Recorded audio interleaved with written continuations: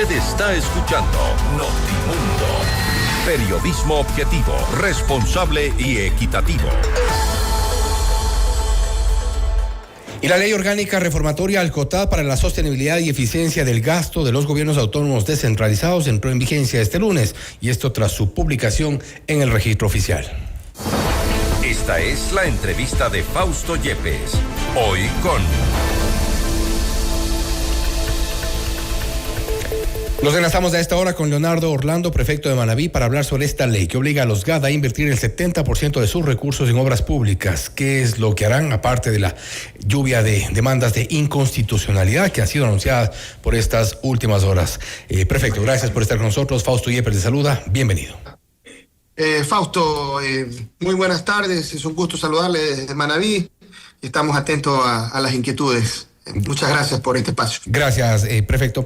¿Qué es lo que harán de aquí ustedes en adelante? Tal como se ha anunciado, hay otros gobiernos locales que están preparando ya demandas de inconstitucionalidad, han rechazado en algunos sectores, otros no se han sumado a esta intención. Desde Manabí, ¿cuál es la propuesta? Bueno, nosotros primero, Fausto, planteamos varias propuestas desde la prefectura de Manabí, a través del CONGOPE, a través de... una comunicación directa a la comisión, a todos los integrantes de la Comisión de Desarrollo Económico de la Asamblea. También transmitimos nuestras preocupaciones, pero a su vez también las propuestas de forma propositiva a todos los asambleístas de Manabí, al propio presidente de la Asamblea Nacional. Algunas de las observaciones que se hicieron desde los diferentes niveles de gobierno, me imagino que habrán procesado varias de ellas, se acogieron, pero fueron muy pocas y quedan algunas observaciones todavía y preocupaciones pendientes. La ley ya entró en vigencia. Por eso, entró en vigencia del proyecto original. Se acogieron algunas partidas que estaban excluyéndose, se restituyeron, pero quedaron excluidas. Sobre todo, una preocupación generalizada de todos los gobiernos autónomos centralizados ha sido la partida de egresos de personal para inversión.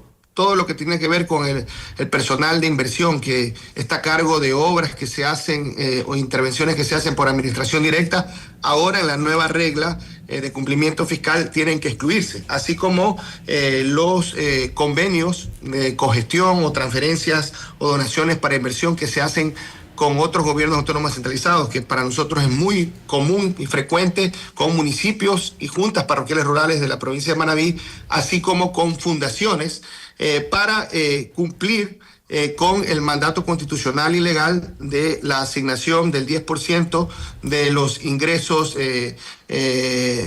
no tributarios para la atención de grupos prioritarios. Y se hace con una sinergia interinstitucional, en algunos casos con juntas parroquiales, con municipios, en otros casos con fundaciones, instituciones sin fines de lucro que se han especializado y que por décadas, por ejemplo, en la provincia de Manabí atienden la salud visual, la prevención y lucha contra el cáncer, también la atención en patologías traumatológicas, en muchos aspectos que atienden a sectores vulnerables y que en nuestro caso, más allá de que hemos manifestado que para nosotros constituye un retroceso a la autonomía y descentralización, que más bien debería de establecerse un régimen de incentivos para más bien incrementar las asignaciones del modelo de equidad territorial con una... Sí, perfecto. Ustedes tienen establecido claramente, porque a esto también se ha referido, por ejemplo, el municipio de Quito, hablan del porcentaje destinado a gasto corriente, el porcentaje destinado a obra pública. En Manabí, ¿cómo están manejados los porcentajes hasta el día de hoy? Mire, nosotros estábamos cumpliendo con un índice de cumplimiento con las reglas vigentes hasta la semana anterior, cercanos al 80%. A pesar la grave afectación que significa la exclusión de cerca de 24 millones de dólares en rubros que antes se consideraban inversión, que ahora se deben excluir. Nosotros en el escenario del año 2026, en las asignaciones para este año, estaríamos cumpliendo con un 77%, es decir, tenemos un 110% de cumplimiento sobre la norma actual, sin considerar que es progresiva, es decir, estamos bastante, con alguna holgura, bastante distantes de la regla fiscal mínima, más considerando que comienza progresivamente este año con el 65%, y ahí también hay una preocupación, y una de las preocupaciones que seguramente en las demandas de inconstitucionalidad va a salir con evidencia clara, es la retroactividad. Ninguna ley puede tener efecto retroactivo, y en las asignaciones y el presupuesto construido para el año 2026 se lo hicieron con las reglas fiscales vigentes a la fecha a finales del año 2025. Y eso usted dice que podría entonces de alguna forma complicar el manejo económico para este 2026 con esta dualidad entre las dos leyes, la vigente con la que se asignaron los recursos y la que está hoy por hoy ya en plena vigencia. Claro, porque una de las condiciones, unas condicionantes de la nueva ley es que se evaluará el primer periodo a partir del 1 de junio de este año. Es decir, todavía la ley otorga al ente rector de las finanzas públicas 90 días para expedir acuerdos o resoluciones donde van a establecer criterios específicos para la medición y evaluación del cumplimiento de la regla fiscal. Pero ya el presupuesto ya tiene compromisos incluso contractuales. Corresponde a una planificación territorial que incluso todos los gobiernos autónomos centralizados del Ecuador tuvimos que hacer una actualización del Plan de Desarrollo y Ordenamiento Territorial del periodo 2023-2027 con la aprobación del nuevo Plan Nacional del Desarrollo. Entonces, hay una planificación plurianual de inversiones. Tenemos compromisos con banca de desarrollo local e internacional. Entonces, a eso es lo que nos referimos, de que esta ley debió haber tenido un tratamiento amplio de debate técnico, y además que los gobiernos autónomos centralizados no somos enemigos del gobierno central, somos los aliados naturales para dar las primeras respuestas en territorio. Ahora mismo ya estamos pasando muchas situaciones adversas por la fuerte estación invernal. En estos últimos días se han presentado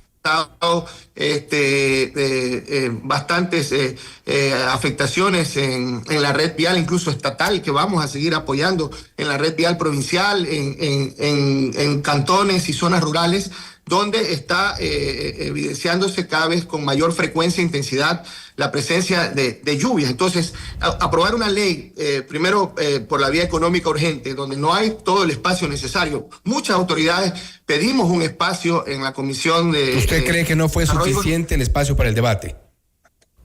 Prácticamente los prefectos que solicitamos, y sé que muchas autoridades pidieron ser recibidos, sea en la Comisión de Desarrollo Económico o en el Pleno, no tuvieron ese espacio. Entonces, una ley que va a cambiar las reglas fiscales en medio de un presupuesto en ejecución, no consideramos que sea lo más conveniente. Y le digo, más allá, no me preocupa por el cumplimiento actual. Nosotros cumpliremos este año y el próximo año. Yo les aprovecho esta oportunidad, estimado Fausto, para decirle a los manavitas que nosotros no vamos a sacrificar los proyectos de inversión social, aun cuando buena parte de esa inversión hoy queda excluida de una regla fiscal, porque cuando se trabaja con solidaridad, con responsabilidad, con sentido de justicia social, para reducir las desigualdades territoriales, las desigualdades de género, nosotros no podemos estar con un clasificador presupuestario permanente cuando se trata que de por medio está justamente atender a los grupos prioritarios que señala la Constitución y la ley, entiéndase, niñas,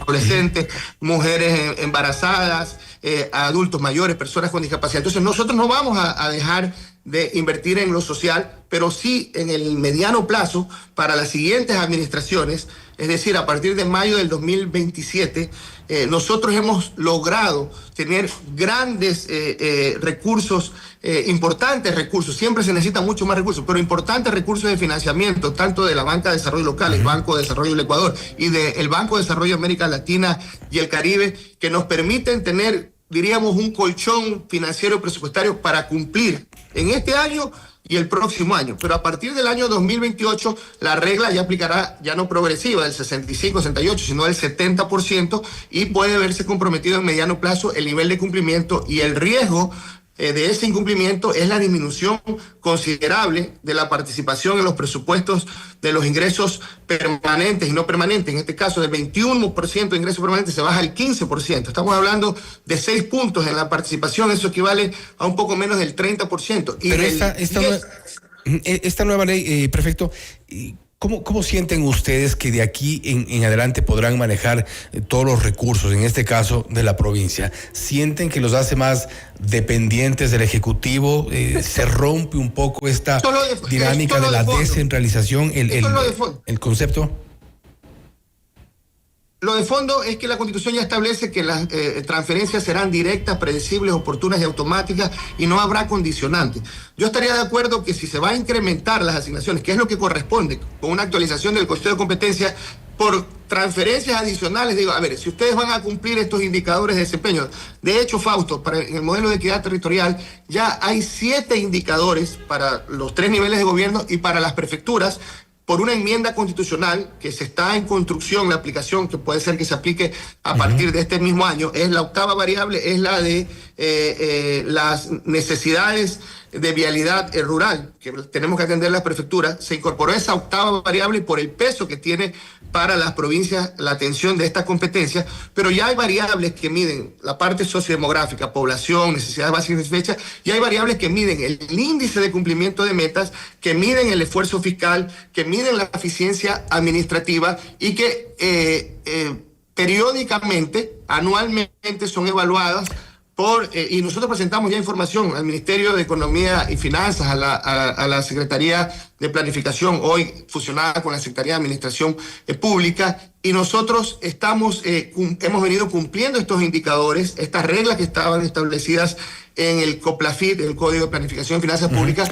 Y ya le digo, Manaví va a seguir cumpliendo estos indicadores con mucho esfuerzo, pero lo que nos preocupa es, en el mediano y largo plazo, la sostenibilidad. Yo pienso que la sostenibilidad de las finanzas públicas subnacionales no pueden estar en riesgo. Pero si estaban cumpliendo con, incluso usted ha dicho, sobre el 110% con lo que manda actualmente la ley, ¿cuál sería entonces la preocupación? Si de alguna forma, usted ha mencionado una palabra que creo que es importante allí, y es las transferencias oportunas. ¿Esta ley o todo este nuevo marco legal garantiza la oportunidad en la ejecución de las transferencias, o esto también va a ser o va a seguir siendo un dolor de cabeza?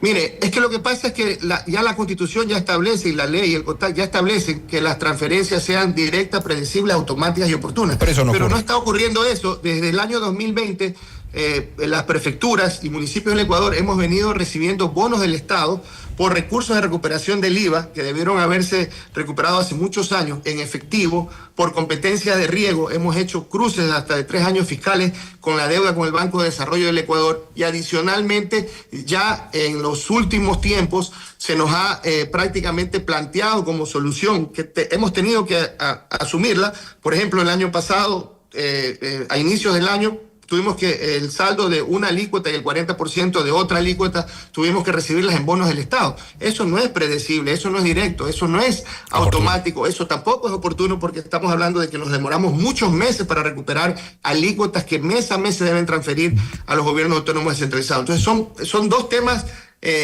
totalmente distintos y que ya tienen una garantía constitucional. Recuerden ustedes que hubo incluso un proyecto de ley que fue vetado 100%, fue vetado en su totalidad por el Ejecutivo, para que esas transferencias efectivamente haya una garantía, que los fondos prácticamente se aseguren que se transfieran en los primeros días de cada mes, para evitar justamente la discrecionalidad de los gobiernos centrales de turno de detener o de retener temporalmente o de atrasarse en las alícuotas del modelo de equidad territorial, que tienen una garantía constitucional. Y en estas condiciones, perfecto, y para cerrar, ¿qué es lo que van a hacer ustedes? Si ustedes consideran que esto afectará, y me refiero concretamente al caso de Manaví, si consideran que esta normativa, que esta ley afectará las finanzas de la ejecución de proyectos. Usted advierte que esto podría ocurrir ya para el 2027 en adelante. Si esto es así, ¿va a liderar algún tipo de acción, una demanda de inconstitucionalidad? ¿Va a emprender acciones quizá en paralelo a las que han anunciado otros GATS en el país? Mire, yo pienso que siempre el camino del diálogo es la mejor herramienta de construcción colectiva. Si bien es cierto, no hubo diálogo con los gobiernos autónomos centralizados para estas normas, hay normas secundarias y hay la posibilidad, ojalá, ante la serie de demandas de inconstitucionalidad que se han indicado o que se han planteado, al menos a nivel de anuncios, que se van a concretar probablemente en las próximas. ¿Y usted se va a sumar en esa línea?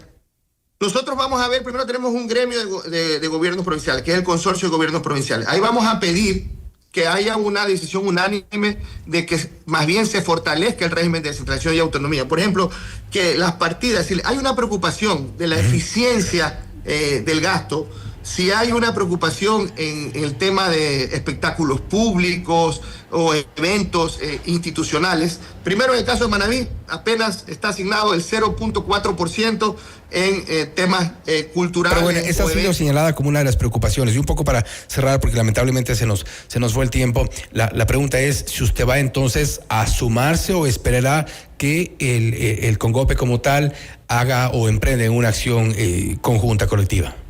Vamos a conversar con el conjunto primero de prefectos, también lo vamos a abordar. Nosotros tenemos una instancia provincial donde estamos los 3 niveles de gobierno, que es el pleno del Consejo Provincial, donde vamos a informar los efectos, porque una de las preocupaciones es que nosotros tenemos convenios donde transferimos recursos a los municipios y a los gobiernos parroquiales rurales, y a pesar de que esos recursos son para proyectos de inversión social e incluso en la propia infraestructura, sería un contrasentido, es un contrasentido que esas transferencias que son para proyectos de inversión hoy tengan que ser excluidas a pesar de que su destino final sea una mayor inversión en obra pública o una mayor inversión social. Entonces, en ese sentido, nosotros vamos a analizar dentro de la Cámara, a nivel de Congope, con las prefecturas, con municipios, en un amplio diálogo para tomar las medidas, pero aspiramos también que el gobierno nacional, el Ministerio de Economía y Finanzas nos escuchen y que puedan plantearse reformas antes de que comience la implementación de la ley. Todavía hay tiempo, porque como la ley fue aprobada recientemente, la semana pasada, y ya fue publicada el día sábado, pero su vigencia prácticamente empieza a partir del 1 de junio. El primer periodo de evaluación será el 1 de diciembre. Ojalá que se escuche a todos los territorios, porque no estamos planteando una preocupación por nuestro periodo de administración. A nosotros nos quedan menos de 15 meses y hasta mayo del 2027, le reitero, vamos a seguir defendiendo y promoviendo mayor autonomía y descentralización como un modelo de desarrollo que necesita el Ecuador. Pero nos preocupa en el mediano y largo plazo, y así que tomaremos todas las acciones en respeto a la democracia, a la institucionalidad y sobre todo precautelando que los derechos de nuestros territorios, de nuestra población y la autonomía y descentralización en el Ecuador debe más bien profundizarse y fortalecerse. Será entonces una acción colectiva. Prefecto, nuevamente, gracias por su tiempo y gracias por haber estado con nosotros. Un abrazo, estimado Facto. Abrazo. Gracias nuevamente. Leonardo Orlando, prefecto de Manabí, hablando sobre la ley que obliga a los gobiernos autónomos descentralizados a invertir el 70% de sus recursos en obras públicas. ¿Qué es lo que harán? Analizarán primero cuáles son los efectos para varios de los gobiernos autónomos descentralizados y plantean una acción, si es del caso, colectiva. Esto es Notimundo Estelar, siempre bien informados. Noticias, entrevistas.